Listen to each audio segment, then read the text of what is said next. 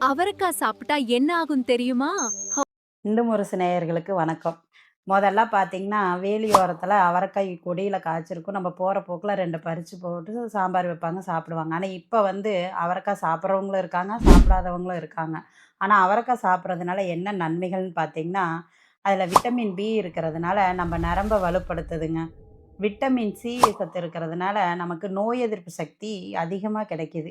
நார் சத்து இருக்கிறதுனால நமக்கு ஜீரண சக்தி அதிகமா இருக்குது. பொட்டாசியம் இருக்கிறதுனால நமக்கு இதயத்த பலப்படுத்துதுங்க. இப்பத்த சூழ்நிலைக்கு டிவி பார்க்காம நம்ம இருக்கிறதில்ல. செல்லு பார்க்காம இருக்கிறதில்ல. அப்படி பார்க்குறப்ப நம்ம கண் பார்வை கம்மியாகிறதுனால, அவரைக்காய் எடுத்துக்கிட்டா கண் பார்வை அதிகமா கிடைக்குதுங்க.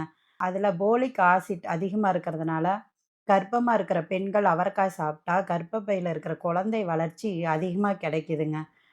அதில கலோரி கம்மியா இருக்கிறதுனால, உடம்பு குறையறதுக்கு அதிகமா உதவுதுங்க. நம்ம உடம்பு குறைக்கிறதுக்கு அங்க போகணும், இங்க போகணும்போம். ஆனா வாரத்தில ஒரு 3 முறை நம்ம அவரைக்காய் எடுத்துக்கிட்டோம்னா, உடம்பு குறையுது. அவரைக்காய் சாம்பார் வச்சு சாப்பிடலாம், கூட்டா வச்சு சாப்பிடலாம், இல்ல பொரியலா கூட சாப்பிடலாம். ஆனா அவரைக்காய் வாரத்தில ஒரு 3 முறையாவது நம்ம சேர்த்துக்கிறது நம்ம உடம்புக்கு நல்லது. அடுத்து வேற ஒரு பதிவுல சந்திக்கலாம். மேலும் இது போன்ற தகவல்களை தெரிந்து கொள்ள ஹிந்து முரசு சேனலை பின்தொடருங்கள்.